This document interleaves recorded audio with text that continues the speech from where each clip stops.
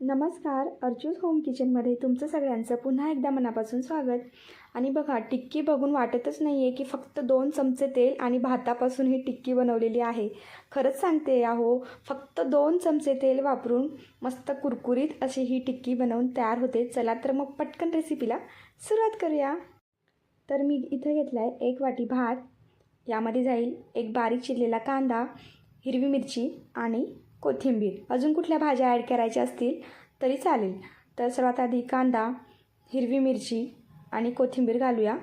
नंतर यामध्ये जातील काही सुके मसाले, 1 चमचा तिखट, हळद, धने पावडर, गरम मसाला आणि मसाले थोडे कमी जास्त तुम्ही तुमच्या आवडीनुसार करू शकतात, आणि मीठ.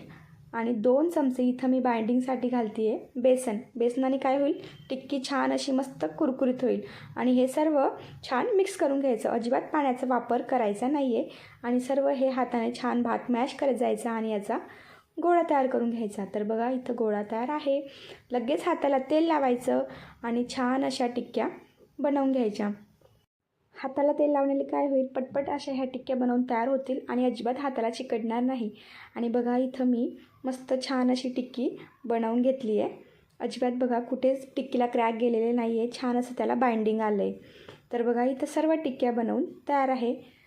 तर आता इथं मी पॅनमध्ये तेल ठेवलं आहे गरम व्हायला. 2 चमचे तेल फक्त मी इथं वापरणार आहे. डीप फ्राय करायचं असेल तरी चालेल, शॅलो फ्राय करूनसुद्धा टिक्की मस्त छान कुरकुरीत होतात. तर बघा, इथं सर्व टिक्क्या मस्त छान आता परतून घेते. मधल्या वेळेस बऱ्याचदा काय होतं ना, मुलांना भूक लागते, बऱ्याचदा आपल्याकडे भात शिल्लक असतो. तर असं तुम्ही हा फोडणीचा भात बनवण्यापेक्षा मस्त अशी ही टिक्की तुम्ही एकदा नक्की ट्राय करून बघा, खूप छान लागते चवीला.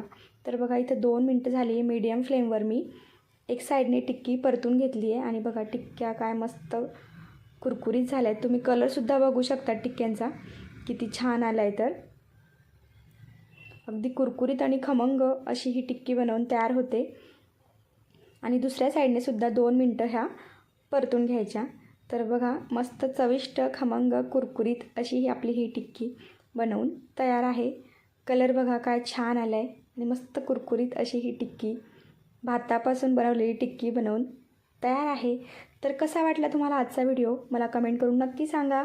आणि व्हिडिओ आवडला असेल तर व्हिडिओला लाईक करा, शेअर करा आणि सबस्क्राईब करायला अजिबात विसरू नका. तर भेटूया अशा छान छान रेसिपीसोबत. बाय.